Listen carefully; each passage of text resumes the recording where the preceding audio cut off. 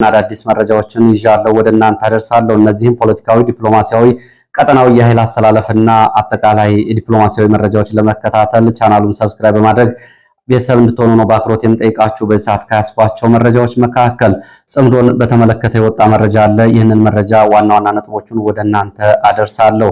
እንዲሁም ደግሞ በትግራይ ያለውን አጠቃላይ የውሎ መረጃ እንደዚሁ በዝርዝር ይዣለሁ ወደ እናንተ አደርሳለሁ። የኦሮሞ ፖለቲከኞችና ወታደራዊ መሪዎች እያስተላለፉ ያሉትን መልእክት በተመለከተ መረጃ አደርሳችኋለሁ። እንዲሁም ደግሞ አባገዳዎች ደብዳቤ ጽፈዋል። ደብዳቤያቸው ተማጽኖ የተሞላበት እንደሆነ መረጃ ምንጮች ገልጸዋል። ይህንን ጨምሮ በተለያዩ አካባቢዎች ያሉ መረጃዎችን አሰባስቤያለሁ። እንደተለመደው በቅደም ተከተል ወደ እናንተ አደርሳለሁ። በኢትዮጵያና ሱዳን ድንበር አካባቢ እንደዚሁ አዲስ ተጨማሪ መረጃ አለኝ። ይህንንም ወደ እናንተ አደርሳለሁ። እናንተ የሚጠበቅባችሁ እየተከታተላችሁ አብራችሁ መቆየት ነው። እነዚህን ጥቂት ደቂቃዎች አብራችሁ ከቆያችሁ በርካታ የሀገር ውስጥ እንዲሁም ደግሞ ቀጠናዊ መረጃዎችን ታገኛላችሁ። ሁልጊዜም የቻናሉ ቤተሰብ ብትሆኑ አዳዲስ መረጃዎችን በተለይ የግንባር ወታደራዊ መረጃዎችን በዚህ ቻናል ታገኛላችሁ። ቤተሰብ በመሆን የቻናሉ ገጽ በመከታተል እንዲሁም ደግሞ ሌሎች ወዳጅ ዘመዶቻችሁ በማስተዋወቅ የቻናሉ ቤተሰብ እንድትሆኑ በድጋሚ ጠይቃለሁ። በቀጥታ ወደ መረጃዎቹ ነው የሚሄደው። ከዚህ ጋር በተያያዘ ምርጫን በተመለከተ በርካታ አስተያየቶችን አድርሳችሁኛል። ከምርጫ ጋር በተያያዘ ምርጫ ተደረገ ማለት አይቻልም በሚል በተለያዩ አካባቢዎች ያላችሁን ምልከታና ትዝብት አድርሳችሁኛል። የምርጫ ወጎች በሚል እንደዚሁ በርካታ ቀልዶችና ድንቃ ድንቅ በሚልም እንደዚሁ አንዳንድ ተመራጮች በአውሮፓ ሆነው ምርጫ ተደርጎ በተለይ የተቃዋሚ ፓርቲ መሪዎች ምርጫ ተደርጎ አሸንፋቸዋል በሚል ውጤት እየጠበቁ ነው። በምርጫ ቀጠናቸው ሂደው ቅስቀሳ ሳያደርጉ እንዲሁም ደግሞ ምርጫ ካርድ እንኳ አውጥተው ራሳቸውን በህዝብ ፊት ሳያሳዩ በአውሮፓ በተቀመጡበት ውጤት እየጠበቁ ነው የሚለውን ጨምሮ በተለያዩ አካባቢዎች ያለውን አጠቃላይ ምርጫ በተመለከተ ዛሬ ምርጫ የተደረገባቸው አካባቢዎች ጠዋት መኖራቸውን የሚገልጹ መረጃዎችን ጨምሮ የተለያዩ ጥቆማዎችን አድርሳችሁኛል። ያው እንግዲህ ምርጫው ምርጫ አይደለም። በኢትዮጵያ ታሪክ ከታዩ ምርጫዎች ሁሉ በጣም ዝቅተኛ በሆነ መስፈርት የሚታይ ምርጫ መሆኑን እንግዲህ ደጋግሞ በወጡ መረጃዎች ማረጋገጥ ይቻላል። ስላደረሳችሁ ጥቆማዎች ግን በእጅጉ ነው የማመሰግነው። በቀጥታ ወደ መረጃዎቹ ነው የሚሄደው። ወደ መረጃዎቹ ሲሄድ የአባገዳዎችን ደብዳቤ የተመለከተ መረጃን የማስቀድመው በተለያዩ አካባቢ የሚገኙ አባገዳዎችና የኦሮሞ የሀገር ሽማግሌዎች በየአካባቢው ታጥቀው ለሚታገሉ ኃይሎች ደብዳቤ እየጻፉ መሆኑን ወለጋ አካባቢ የወጡ መረጃዎች ጠቁመዋል። በተለይ በወለጋ ቀጠና ሆሮ ጉዱሩ ወለጋ ዞን እና በተለያዩ ወረዳዎች በምስራቅ ወለጋ ዞን የተለያዩ ወረዳዎች ታጥቀው የሚንቀሳቀሱ አካላት እነሱን እንዲረዷቸው አባገዳዎቹ በደብዳቤያቸው ጠይቀዋል። ለነሱም ደብዳቤውን አድርሰዋል። የደብዳቤውን ይዘት በተመለከተ የመረጃ ምንጮቹ በየአካባቢው የሚገኙ አባገዳዎችና የሀገር ሽማግሌዎች ታጥቀው ለሚንቀሳቀሱ ኃይሎች ብልጽግናን ለሚታገሉ ኃይሎች ጉዳዩን ለይተው እንዲመለከቱ በደብዳቤ ጠይቀዋል ተብሏል። ደብዳቤያቸው የኦሮሞ ሕዝብ ከመቼውም ጊዜ በላይ በዚህ ስርዓት እየተበደለ ያለ መሆኑና ይህን ስርዓት ቀድሞ መታገል የጀመረው ኦሮሞ ሕዝብ በመሆኑ የኦሮሞን ሕዝብና ብልጽግና ስርዓትን ለይቶ ማየት እንደሚጠበቅባቸው ታጥቀው ለሚንቀሳቀሱና ለሚታገሉ አካላት የአባገዳዎችና የኦሮሞ ሀገር ሽማግሌዎች ደብዳቤ ጽፈዋል ተብሏል።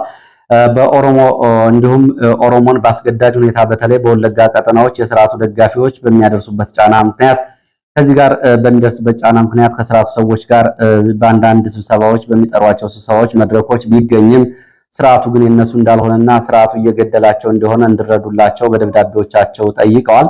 ደብዳቤዎቹ እንዳይጋለጡባቸው የጠየቁት አባቶች አሁንም የሚታገሉ ኃይሎች የኦሮሞን ሕዝብና ብልጽግናን በደንብ ለይተው ባንክሮ ትግላቸውን እንዲቀጥሉ ጠይቀዋል። ብልጽግና የኦሮሞ ስርዓት እንደሆነ አድርገው ለማሳየት በትልልቅ ከተሞች ተቀምጠው ዲስኩር የሚያሰሙ የኦሮሞ ተወላጅ የሆኑ ሰዎች እነዚህ የኦሮሞን ሕዝብ የማይወክሉ እንደሆኑም ደብዳቤዎቹ እንደሚገልጹ የመረጃ ምንጮቹ ገልጸዋል።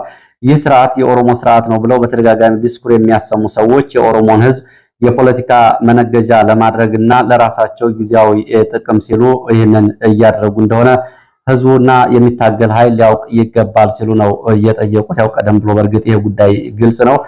የትላንቱ የህወሓት ስርዓትም የትግራይ ህዝብ ስርዓት እንዳልሆነ ሁሉ አሁንም ያለው የኦህዴድ ስርዓት የኦሮሞ ህዝብ ስርዓት አይደለም። በኦሮሞ ህዝብ ውስጥ የተደበቀ ወይም ደግሞ በትግራይ ህዝብ የተደበቀ እንጂ እነዚህ ቡድኖች የሚወክሉት ህዝብ እንደሌላቸው ተደጋግሞ ተገልጿል። ከዚህ ጋር በተያያዘ እንደዚሁ የቀድሞው የመከላከያ ከፍተኛ አዛዥ ከማል ገልቹ ተደጋጋሚ መልእክቶችን በፌስቡክ ገጹ እያስተላለፈ ነው የሚገኘው። ከዚህ ገጽ ላይ የተለያዩ ትዝብቶችን እንዲሁም ደግሞ አጠቃላይ ያለውን ስሜትና የፖለቲካ ጫናና አጠቃላይ ደግሞ ወደየት እየሄደ እንደሆነ ፖለቲካውና ወታደራዊ ግምገማውን የሚያሳይ ነው። ታዋቂው የቀድሞው የመከላከያ ከፍተኛ አመራር ከማል ገልቹ ስጋቱን እየገለጸ ነው የሚገኘው። የሰሜን ኃይል አስተላለፍ ብሎ የገለጸው አስተላለፍ የኦሮሞ ብልጽግናና የኦሮሞን ሕዝብ በተመለከተ ተከታታይ አስተያየቶች እየሰጠና እያሰፈረ ይገኛል። በዚህ መንገድ ከገለጻቸው ሀሳቦች መካከል አሁን የሰሜን ኃይሎች ለመቋቋም ያለን እናሳያለን ወይስ ደግሞ የብልጽግናን ዝርፊያና ብልጽግናን መደበቂያ አድርጎን ይቀጥላል በሚል የነሱና የኦሮሞ ሕዝብ ብልጽግና መደበቂያ አድርጎ እየቀጠለ ነው ወይም ደግሞ ተባብሮ መቆም አለበት የሚል ሁለት አይነት ሀሳቦችን አንስቷል። በእነዚህ ሀሳቦች ውስጥ መሰረታዊ ይዘቶቹን በተመለከተ አንድም እየተባበረ የመጣውን የሰሜን ኃይል የኦሮሞን ሕዝብና ብልጽግናን ለይቶ ሊያይ ይገባል ይህንን የሚል አስተያየት ሲያቀርብ፣ በሌላ በኩል ደግሞ ይህንን ለመመከት ውስጣዊ ጥቃቅን ልዩነቶችን ወደ ጎን በማለት አንድነትን ማጠናከር ይገባል የሚል አስተያየት ሰጥቷል። የሚደረጉ ትግሎች ይላል ከማል ገልቹ፣ የሚደረጉ ትግሎች የሌላውን ኃይል ለመቋቋም ኃይል የምንሰበስብባቸው እና ያለንን ኃይል የምንጠቀምበት እንጂ ራሳችን ለማዳከምና ራሳችን ለመበተን እንዳልሆነ መረዳት ያስፈልጋል ብሏል። ይህ እንግዲህ የኦሮሞን የፖለቲካ ኃይል ለመሰብሰብና አንድ ለማድረግ ያስተላለፈው ጥሪ ነው። ሁለት አይነት ምክረ ሀሳቦችንና አስተያየቶችን ነው እየሰጠ ያለው። ይህ ስጋትና ምክረ ሀሳብ ጭንቀት የተቀላቀለበት ሀሳብ እንደሆነ መረዳት ይቻላል።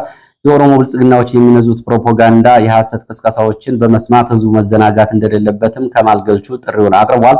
ይህ የሚያሳየው እንግዲህ በአመዛኙ ያለውን አጠቃላይ ሁኔታ በተመለከተ ያለውን ስጋትና በእሱ ትይዩ የሚገኙ የኦሮሞ ከፍተኛ ወታደራዊ አመራሮች፣ የፖለቲካ ሰዎች እየገቡበት ያለውን ጭንቀት የሚያሳይ አንድም ስርዓቱን መታደግ አለብን፣ ሁለት ደግሞ ገፍቶ የሚመጣና ሽንፈት የሚመጣ ከሆነ ደግሞ የኦሮሞ ህዝብና ስርዓት ተለይቶ መታየት አለበት የሚል ተማጽኖ እያቀረቡ እንደሆነ ግምት ውስጥ የሚወሰድ ሀሳብ ነው እየተላለፈ ያለው። ይህ በእንዲህ እንዳለ አብይ አህመድ ደግሞ ዛሬ በአዲስ አበባ በእንጦጦ፣ በቀጨኔ፣ በ6 ኪሎ፣ በሽሮ ሜዳ አካባቢ በተሰሩ ፓርኮች እንቅስቃሴ ሲያደርግ ታይቷል። አብይ አህመድ ዛሬ በአዲስ አበባ ከእንጦጦ እስከ ሽሮ ሜዳ፣ ከሽሮ ሜዳ እስከ ቀጨኔና 6 ኪሎ በሚገኙ አካባቢዎች የካቢኔ አባላቶቹን በማስከተል ፓርኮችን፣ መዝናኛ ቦታዎችን፣ ኳስ ሜዳዎችን እንዲሁም ደግሞ ዥጓዥጉ የመጫወቻ አካባቢዎች ላይ በመንቀሳቀስ ማየት ማመን ነው፣ ኑ ተመልከቱ እያለ የብሽሽቅ የመሰለ መልእክት ይህንን በብሔራዊ ሚዲያዎች ጭምር ዛሬ ሲያስተላልፍ ነው እየዋለው። እንግዲህ ይሄ የአብይ አህመድ መልእክት የሚያሳየው ከምርጫ ማግስት ወደ ፓርኮችና ወደ መዝናኛ ቦታዎች መሄድ ያለውን አንድም ያለውን ጭንቀትና በእነዚህ መዝናኛና ፓርኮች ራስን ለማጽናናት ሲሆን፣ በሌላ በኩል ደግሞ በምርጫ ማግስት እንግዲህ በተለይ የገባበትን ብሽሽቅና ሌሎቹ ላይ መልእክት ለማስተላለፍ ታስቦ የተደረገ እንደሆነ መገመት አያዳግትም ይላሉ ታዛቢዎች። ይህንን በተመለከተ ምርጫ ላይ እንግዲህ የብዙ መንግስታት መተማመኛ በአፍሪካ ውስጥ እንዲሁም ደግሞ በዓለም አቀፍ ደረጃ ምርጫ አይሆንም እንኳን ኢትዮጵያን በመሰለ ሀገር። ኢህአዴግ ካሁን በፊት ምርጫ ባደረገ በስንተኛ ወራት ነው የህዝብ ተቃውሞ የተቀሰቀሰበት የሚለውን ደጋግሞ ማንሳት ያስፈልጋል። አብይ አህመድ አሁን እያደረገ ያለውና የተሟላ ያልተባለው ምርጫ በብዙ አካባቢዎች በኢትዮጵያ ታሪክ ከተደረጉ ምርጫዎች በብዙ መመዘኛዎች ሲታይ ቀድሞ የተጠናቀቀ ቀድሞ የታወቀ ምርጫ አድርጎ ዛሬ በኩራት በአሸናፊነት ምርጫ ውጤት ሳይገለጽ ይህንን ያደረገበት ምክንያት ከብሽሽቅና ከልህ ጋር የተያያዘ ጉዳይ እንደሆነ ነው እንግዲህ መገንዘብ የሚቻለው። ወደ ሌሎች መረጃዎች ሲሄድ ወደ ራያ የሚወስደን መረጃ አስከትላለሁ። በሰሜን ወሎ ራያ አላማጣ ከተማ በታጣቂዎች አሰቃቂ ግድያ መፈጸሙ ተገልጿል። አሰቃቂ ግድያ በመኖሪያ ቤታቸውና ቤተሰቦቻቸው ፊት የተፈጸመባቸው በራያ አላማጣ ከተማ ነዋሪ የሆኑት አቶ በርሄ ትኩዬ ሻረው እየተባሉ የአካባቢው ነዋሪ ናቸው። እንደ መረጃ ምንጮቹ ስለ ግድያው ሲገልጹ ግንቦት 25 2018 ዛሬ ረፋድ ማለት ነው 4 ሰዓት ገደማ 5 ታጣቂዎች ወደ መኖሪያ ቤታቸው በመሄድ አፍነው ወደ ባጃጅ ግባ እንሄድ ብለው በኃይል ለማስወጣት ሲጠይቋቸው ለምን እንሄዳለን ማለታቸውን ተከትሎ በመኖሪያ ቤታቸውና በቤተሰቦቻቸው ፊት ደጃፍ ላይ ሳሉ በተከታታይ ጥይቶች በጥይት እሩምታ ተኩስ በመክፈት በግፍ እንደገደሏቸው የመረጃ ምንጮቹ ገልጸዋል። የአቶ በርሄ ትኩዬ የቀብር ስነ ስርዓት በዛሬው ዕለት በራያ አላማጣ ከተማ እንደተፈጸመ ታውቋል። ይህ ግድያ የፈጸሙ ታጣቂዎች ማንነት እስካሁን ድረስ በግልጽ አልታወቀም ነው የተባለው። ገዳይ ታጣቂዎቹ በባጃጅ ያመለጡ መሆኑንም የመረጃ ምንጮች ጨምረው ገልጸዋል። በራያ አላማጣና በአካባቢ በተከታታይ የህወሓት ታጣቂዎች በአካባቢ የማንነት ጥያቄ በሚያነሱ የራያ አላማጣ ተወላጆች ተጽዕኖ ፈጣሪ ሰዎች ላይ በተደጋጋሚ ግድያዎችን ይፈጽማሉ። ከባለፉት 6 ወራት ወዲህ ብቻ እንኳ በዚህ መንገድ ከመኖሪያ ቤታቸው ተወስደው ደብዛቸው የጠፋ የአለማጣ አካባቢ ተወላጆች ቁጥራቸው ወደ 22 ይደርሳል፣ የሃይማኖት አባቶችን ጨምሮ። በዚሁ ወደ ትግራይ ከፍ እንበልና ወደ ትግራይ ያሉ መረጃዎችን ላድርስ። በትግራይ ያለው አጠቃላይ ሁኔታ በተመለከተ በትግራይ የጦርነት ስጋት በከፍተኛ ሁኔታ መኖሩን መረጃዎች ይገልጻሉ። ከትግራይ በሁሉም አቅጣጫዎች ህዝቡና ወጣቶቹ ትግራይን ለቀው እየወጡ እንደሆነ የወጡ መረጃዎች ያሳያሉ። የአየር ትራንስፖርትን በተመለከተ በቀን ከአዲስ አበባ ወደ መቀሌ 6 በረራዎች አሉ። እነዚህ በረራዎች ከመሙላታቸው ባሻገር እስከ 2 ሳምንት ድረስ የሚደርሱ የወደፊት በረራዎችም ሙሉ በሙሉ ትኬቶች ተሽጠው አልቀዋል። ይሄ የሚያሳየው ትግራይን ለቆ ለመውጣት ያለውን እሽቅድድም እንደሆነ መረጃዎች ይገልጻሉ። እንዲሁም ደግሞ የየብስ ትራንስፖርቶችን በተመለከተ ደግሞ ከመቀሌ በቀን 4 አውቶቡሶች ወደ አዲስ አበባ የሚመጡ ሲሆን ሁሉም ሞልተው ስለሚወጡ እስከ ቀጣዩ ሳምንት ድረስ ያሉ ትኬቶች ሙሉ በሙሉ ተሽጠው አልቀዋል። ሌሎች የትራንስፖርት ሰጪ ማህበራት ደግሞ ይህንን የትራንስፖርት እጥረት ለመቅረፍ ተጨማሪ አውቶቡሶችን ከመቀሌ ወደ አዲስ አበባና ወደ አፋር ክልል እንደዚሁ እየመደቡ መሆኑ ታውቋል።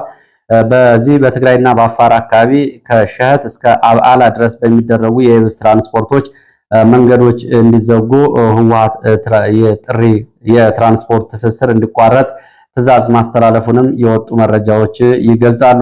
ከዚህ ጋር በተያያዘ የወጣቶች የአሰራና ግፍ በተመለከተም የተነሳውን ዓለም አቀፍ ተቃውሞና የተለያዩ የማጋለጥ ሂደቶችን በተመለከተ ህወሓት የተነሳበትን ጫና ለመቋቋምና እንዲሁም ደግሞ በትግራይ ውስጥ ወጣቶችን በድጋሚ አታሎ ለመያዝና ለማፈን በሚል የተለያዩ ፕሮፓጋንዳዎችን እያሰራጨ እንደሆነ ከትግራይ የወጡ መረጃዎች ያሳያሉ።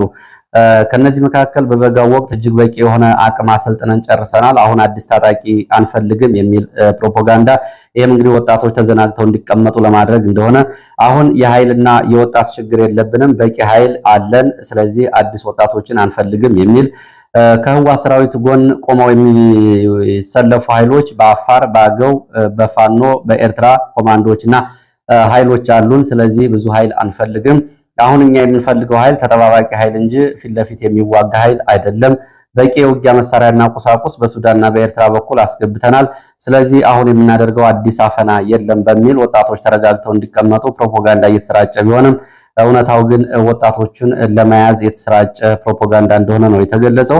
በድሮን ጥቃት ምክንያት እንደዚሁ ህወሓት በመደበኛ የመንግስት ቢሮዎችና የምክር ቤት አዳራሽ የሚያደርጋቸውን ስብሰባዎች በመቀየር በሆቴሎችና ባልተለመዱ ቦታዎች እያደረገ እንደሆነ መቀሌ አካባቢ ወጡ መረጃዎች ያሳያሉ። ለምሳሌ በትላንትናው ዕለት የተደረገ ስብሰባ ግራንድ ሆቴል ኤችዜድ ግራንድ ሆቴል ተብሎ በሚጠራ ሆቴል ምድር ቤት ውስጥ ተደርጓል። ይህንን በተመለከተ የድሮን ስጋት በመስጋት እንደሆነ ነው የተገለጸው።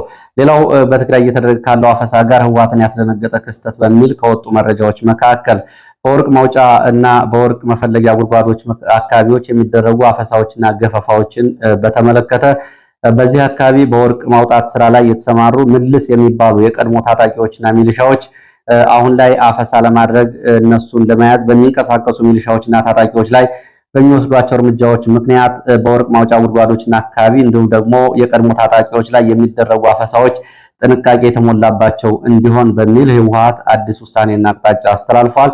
የህወሓት ኮማንድ ይህንን ያስተላለፈው አፈሳውን በተመለከተ በተለይ በወርቅ ማውጫ አካባቢዎች የቀድሞ ታጣቂዎችን ለማፈስ ከሄዱ ታጣቂዎችና ሚሊሻዎች መካከል በተፈጸሙ ግጭቶችና ወርቅ በማውጣት ስራ ላይ የነበሩ የቀድሞ ምልስ ሚሊሻዎች ታጣቂዎች በሰጡት ያጸፋ ምላሽ በርካታ ሚሊሻዎች መገደላቸውን ተከትሎ በወርቅ ማውጫ ጉድጓድ አካባቢ በተሰማሩ የቀድሞ ታጣቂዎች ላይ የሚፈጸሙ አፈሳዎች ጥንቃቄ የተሞላባቸው እንዲሆኑና ለያልተወሰነ ጊዜ እንዲቋረጥ በህወሓት በኩል ውሳኔ ተላልፏል ነው የተባለው።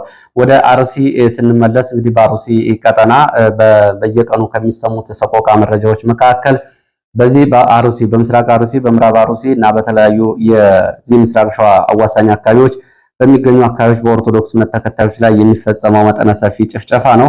ምስራቅ አርሲ የተፈጸመው አሰቃቂ ጥቃትን በተመለከተ 13 ንጹሃን ዜጎች መገደላቸውን በስም ዝርዝር የወጡ መረጃዎችና የሀገረ ስብከቱ መረጃ ያሳያል። 101 ዓመት ዕድሜ ያስቆጠሩ ታሪካዊ ቤተክርስቲያናት እንደዚሁ በታጣቂዎች ሙሉ በሙሉ ወድሞ መቃጠሉ ተገልጿል። በምስራቅ አርሲ ዞን በሚገኙ ልዩ ልዩ ወረዳዎች ውስጥ አሁን በያዝነው በግንቦት 23 ግንቦት 24 በተፈጸመ አሰቃቂ ጥቃት 13 የኦርቶዶክስ እምነት ተከታይ ንጹሃን ህይወት ማለፉን የአርሲና የሶማሌ ጅጅጋ ሀገረ ስብከት ሊቀ ጳጳስ ብፁዕ አቡነ ኤልሳ መግለጻቸውን እንደዚሁ መረጃዎች ጠቁመዋል። የአርሲ ሀገረ ስብከት ሚዲያ ጠቅሶ የወጣው መረጃ እንደሚያመለክተው ጥቃቱ በአሶሳ፣ በሽርካ፣ በሆንቆሎ ዋቤ ወረዳዎች እያነጣጠረ ነው። በዚህ ሳቢያ ከ280 በላይ የኦርቶዶክስ እምነት ምዕመናን እና የአካባቢ ነዋሪዎች ካለምንም ንብረት መፈናቀላቸውና ሜዳ ላይ መውደቃቸውን የወጣው መረጃ ያሳያል። ታጣቂዎቹ ንጹሃንን ከመግደል ባለፈ የመኖሪያ ቤቶችን በእሳት ያቃጠሉና መንደሮችንም ያወደሙ እንዲሁም ደግሞ ዘረፋ የፈጸሙ መሆናቸውን መረጃው ያሳያል። ጥቃቱ የታሪካዊ ቅርሶችና የአድባራት ውድመትንም ያስከተለ ሲሆን 101 ዓመት ዕድሜ ያስቆጠረው ጥንታዊ የጠላታ ቅዱስ ገብርኤል ቤተክርስቲያን በሙሉ በሙሉ በእሳት ጋይቶ ወድሟል። በተጨማሪም የካራ ኩፍቱና መድኃኔዓለም ቤተክርስቲያን ከፍተኛ ዘረፋና ጥቃት ደርሶበታል። ምዕመናን ቤተክርስቲያንና ቅዱስ ጽላትን ታቦት ይዘው ወደ በረሃ ለመሰደድ መገደዳቸው ታውቋል።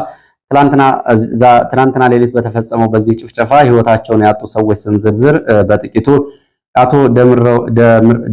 ደምረው አበራ ባለ 70 ዓመት ዕድሜ አዛውንት፣ ከፈለኝ ልክ የለው ዕድሜ 56፣ ኃይሉ ንጉሴ ዕድሜ 70፣ እሸቴ ደመና ዕድሜ 42፣ አበባየሁ ዳኘ ዕድሜ 42፣ ሰሙ አባይነህ ዕድሜ 70፣ አማረ በላይነህ ዕድሜ 80፣ ተሬ ደሴ ዕድሜ 25፣ ወጣት ገነነ ጥላሁን ከሽርካ አካባቢ፣ ወጣት ሙርቴሳ ጥላሁን ከሽርካ አካባቢ፣ ንጉስ ማንደፍሮ ከሆንቆሎ ዋቤ አካባቢ፣ አቶ በቀለ ኃይለ ሚካኤል ሆንቆሎ ተብሎ የሚጠራው አካባቢ ስማቸው ያልታወቀ እንደዚሁም አንድ የመንግስት ሚሊሻን ጨምሮ በርካቶቹ መገደላቸው ታውቋል። ብፁዕ አቡነ ኤልሳ በተፈጸመው አሳዛኝ ድርጊት የተሰማቸውን ጥልቅ ሐዘን ገልጸው ለተጎጂ ቤተሰቦች መጽናናትን ተመኝተዋል። ሊቀ ጳጳሱ እንግዲህ በመጽሐፍ ቅዱስ ላይ ያለውን ስለናንተ ሁልጊዜም ተገድለናል እንደሚታረዱ በጎችም ሆነናል የሚለውን የመከራ ጥቅስ በማስተላለፍ ሐዘናቸውን ገልጸዋል። እዚህ ላይ ማንሳት የሚገባው ጉዳይ ግን ቤተክርስቲያኗ እንደዚህ አይነት የመጽሐፍ ቅዱስ ጥቅሶችን እየጠቀሰች ነው ማለፍ ያለባት። ምዕመናን ተጨፍጭፈው ካለቁ በኋላ በተደራጀ በተቀናጀ በመንግስት መዋቅር በሚመራ ጭፍጨፋ ይህን ያክል ግፍና በደል እየተፈጸመ ቤተክርስቲያኗ ምን እየሰራች ነው የሚለው ጥያቄ የሚነሳው አሁን ነው። የቤተክርስቲያን አባቶች ጉዳዩን ያውቁታል። በተለያየ ጥቅማጥቅም በምድራዊ ኑሮ ተደልለው የሚጠብቁትን መንጋ ረስተው እረኝነታቸውን ትተው ካልሆነ በስተቀር መሆን ያለበትንና ቤተክርስቲያኗ መብቷን ለማስከበር ማድረግ ያለባትን ጉዳዮች በሙሉ ማድረግና ጫናዎችን ማሳረፍ ነበረባቸው። ግን አሁን እየሆነ አይደለም። አሳዛኙ ነገር ከጨፍጫፊዎቹ ከገዳዮቹ ባሻገር የቤተክርስቲያኗ አባቶች ዝምታ ሆኗል። ወደ ሌሎች መረጃዎች እሄዳለሁ። ወደ አሶሳ ቀጠና የሚወስደን መረጃ ነው የማስከትለው። ወደ አሶሳ ቀጠና ስንሄድ በኢትዮጵያና ሱዳን ድንበር አካባቢ በሚገኙ ኩርሙክና አካባቢዎቹ አሁንም የሱዳን ድሮኖች ተከታታይ አሰሳና ቅኝት እያደረጉ መሆኑን የመረጃ ምንጮች ገልጸዋል። ኩርሙክ ተብላ በምትጠራው ከተማ በአማካይ በቀን 2 ጊዜ የድሮን አሰሳና ቅኝቶች ይታያሉ ያሉት የመረጃ ምንጮች አብዛኞቹ ነዋሪዎች ከሚያዝያ 21 ጀምሮ በድሮን ጥቃትና ባለው አጠቃላይ ውጥረት ምክንያት ከተማውን ለቀው የወጡ ቢሆንም ሰሞኑን ወደ ከተማዋ የተመለሱ ነዋሪዎች ከፍተኛ ስጋት ላይ መውደቃቸውን ለኢትዮ ፎከስ ገልጸዋል። ይህ በእንዲህ እንዳለ ከቀናት በፊት ወደ ኢትዮጵያ 40 ኪሎ ሜትር ዘልቆ የገባው የነ አልቡርሃን ድሮን አሰሳ ላይ እንዳለ በኢትዮጵያ አየር ኃይል ተመቶ መውደቁን መረጃ ምንጮች ያው ደጋግመው ገልጸዋል። በአየር ኃይል ተመቶ የወደቀው ድሮን የተመታበት ልዩ ቦታ ሆርዘብ ተብሎ የሚጠራ ትምህርት ቤት አቅራቢያ እንደሆነና በአካባቢው ተንቀሳቅሶ ፎቶግራፍ ለመውሰድም ሆነ መረጃውን ለማጥራት እንዳልተቻለና የጸጥታ ጥበቃ እየተደረገለት እንደሆነ የመረጃ ምንጮች ገልጸዋል።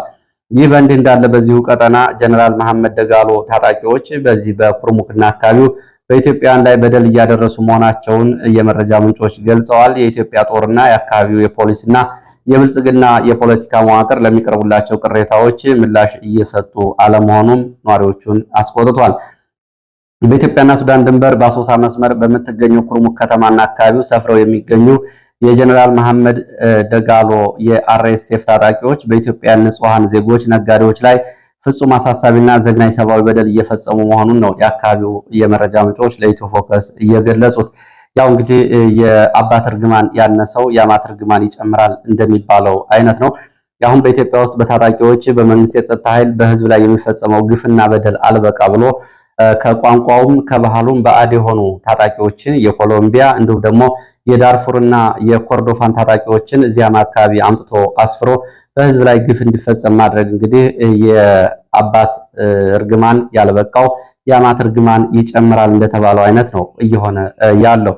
ይህንን በተመለከተ የመረጃ ምንጮቹ ሲገልጹ ከተማው ባለፈው መጋቢትና ሚያዝያ 21 ቀን 2018 በጀነራል አብዱል አልፈታህ አልቡርሃን የሱዳን አየር ኃይል ተደጋጋሚ ድሮን ድብደባና ውጊያ ከተደረገ በኋላ አብዛኞቹ ነዋሪዎች ከተማውን ለቀው በመውጣታቸው በአሁኑ ወቅት ኩርሙክ ከተማ ፍርስራሽ ክምችት ብቻ ሆና መቅረቷን የመረጃ ምንጮች ይገልጻሉ። ሆኖም ግን ሰሞኑን ወደ ቀያቸው የተመለሱ ጥቂት ዜጎች የቀጠናው ታጣቂዎች እነዚህ አርኤስኤፍ የሚባሉት ህይወትን ሲኦል እንዳደረጉባቸው ነው እየገለጹ ያሉት። የአርኤስኤፍ ታጣቂዎች በኩርሙክና ዱል ሽታሎ ተብሎ በሚጠሩ አካባቢዎች እየፈጸሟቸው ያሉ በደሎች መካከል ያስገድዶ መድፈርና ጾታዊ ትንኮሳና ጥቃት በተለይ ዱል ሽታሎ ተብሎ በሚጠሩ ልዩ ቦታው በምግብ ቤቶች በመጠለያ ቦታዎች በመግባት በሴቶች ላይ አስገድዶ መድፈር ሙከራዎችንና ጾታዊ ትንኮሳዎችን ጥቃቶችን እያደረሱ ነው። የንግድ ተቋማትና ዘረፋን ማክሰርም እንደዚሁ የታጣቂዎቹ መገለጫ ሆኗል። እነዚህ የአርኤስኤፍ ታጣቂዎች ወደ ምግብና መጠጥ ቤቶች በኃይል በመግባት ከተጠቀሙ በኋላ የተመገቡትን ሂሳብ ሲጠየቁ በፍጹም ከመክፈልና ከማንገራገር ይልቅ ነጋዴዎችን በማስፈራራት ለከፍተኛ ኪሳራ እየዳረጉ ነው የሚገኙት። ታጣቂዎቹ የሱስ እና የቁሳቁስ ዘረፋም እንግዲህ አንዱ መገለጫቸው ነው። ታጣቂዎቹ በተለያዩ አደንዛዥ እጾችና ሱሶች የተጋለጡ በመሆናቸው የነዋሪዎችን የግል ንብረቶች እንዲሁም ደግሞ በአካባቢ የሚገኙ የመንግስት ንብረቶች ይሸጣሉ፣ እንዲሁም ደግሞ ይሰርቃሉ። በዚህ በአካባቢ የሚገኙ የህዝብና የኢትዮጵያ መንግስት ተቋማት ላይም በግድየለሽነት የተሞላበት ውድመትና ጥፋት ይፈጽማሉ። በጣም የሚያሳዝነው የመንግስት የሰጣቸው ከለላ ነው። የአካባቢ ነዋሪዎች ለኢትዮ ፎከስ በምሬት እንደገለጹት እነዚህ የሱዳን ታጣቂዎች የአርኤስኤፍ ማለት ነው በሲቪልም ሆነ በወታደራዊ ልብስ ተንቀሳቅሰው ጥቃት በሚፈጽሙበት ጊዜ ምንም አይነት ጫና አይደረግባቸውም፣ ከለላ ተሰጥቷቸዋል ነው የተባለው። በዚህ ምክንያት በአካባቢ የሚገኙ የኢትዮጵያን ፖሊስና መከላከያ ሰራዊት አባላት ንጹሐን ዜጎች እያለቀሱና እየተማረሩ የሚያቀርቡላቸውን አቤቱታ በደልና ጥቃት ምንም አይነት ምላሽ ሳይሰጡና እርምጃ ሳይወስዱ በዝምታ መመልከታቸው እንዳበሳጫቸው የነዋሪዎቹ ገልጸዋል። የአሶሳ ድንበር ቀጠና በአሁኑ ወቅት እንግዲህ በሱዳን አየር በተደጋጋሚ በድሮኖች አሰሳ እንዲሁም ደግሞ በየብስ በአርኤስኤፍ ታጣቂዎች የሚዘረፍ አደገኛ ቀጠና ሆኗል ሲሉ ለኢትዮ ፎከስ የኩርሙክ የመረጃ ምንጮች ይህንን ተናግረዋል። ወደ መረጃዎቹ ቀጥላለሁ። የአፍሪካ ቀንድና አጠቃላይ ሁኔታውን የተመለከተ መረጃ ነው። ጽምዶን በተመለከተ የወጣ መረጃ ነው። ጽምዶን በተመለከተ ዘ አፍሪካን ኢንተለጀንስ የተባለው ሚዲያ ዛሬ ትናንትና ባጋራው መረጃ ላይ የተለያዩ ጉዳዮችን አንስቷል። ከጋዜጣው ውስጥ የተገኙ ዋና ዋና ነጥቦችን እንደሚከተለው ወደ እናንተ አቀርባለሁ። ጽምዶን በተመለከተ እንግዲህ ጥምረቱ መጀመሪያ ላይ በትግራይ እና በህወሓትና በኤርትራ መካከል የተጀመረ መቀራረብ እንደነበር የገለጸው ጋዜጣው አሁን ጽምዶ ተብሎ የሚጠሩት ቡድኖችና ያቀፏቸው ቡድኖች ብዛት ወደ 9 ደርሷል ይላል። ይህንን በተመለከተ እንግዲህ የሱዳን፣ የኤርትራ እንዲሁ ደግሞ በኢትዮጵያ ውስጥ ያሉ ታጣቂዎችን ህወሓትን ጨምሮ ያሉትን ቡድኖች ጨምሮ ወደ 9 ደርሰዋል ይላል። ቡድኖቹ እርስ በርሳቸው ሰፊ ዓላማና የርዕዮተ ዓለም ልዩነት ቢኖራቸውም አብይ አህመድ መንግስትን ከስልጣን ለማውረድ በሚለው አንድ የጋራ ግብ ላይ ተስማምተዋል የሚል እንደዚሁ ሰፊ አንቀጽ ሽፋን ሰጥቷል። ከዚህ ጋር በተያያዘ ጽምዶ ያደረጋቸውን ሚስጥራዊ ስብሰባዎች በተመለከተም የጎረቤት ሀገራትን ሚናን በተመለከተ ጋዜጣው ይህንን አውጥቷል። አፍሪካ ኢንተለጀንስ እንዳወጣው በሱዳን በኩል የታጠቁ መሪዎች የሱዳን የስለላ መሪ አህመድ ሙፊዳል እና በኤርትራ አምባሳደር ኢሳ አህመድ ኢሳ ድጋፍ በካርቱም እና በፖርት ሱዳን ሚስጥራዊ ስብሰባዎችን ጽምዶ ስለማድረጉ ይገልጻል። የመቀሌ ስብሰባን በተመለከተ በቅርቡ በመቀሌ የተደረገው የጽምዶ የመጀመሪያው ትልቅ ስብሰባ ሙሉ በሙሉ ወታደራዊ ይዘት ያለው እንደሆነም እንደዚሁ ጋዜጣው አጋርቷል። በዚህ በመቀሌው ስብሰባ የጋራ ኮሚቴ ለማቋቋም ያለመ ስብሰባ እንደነበርም ገልጿል።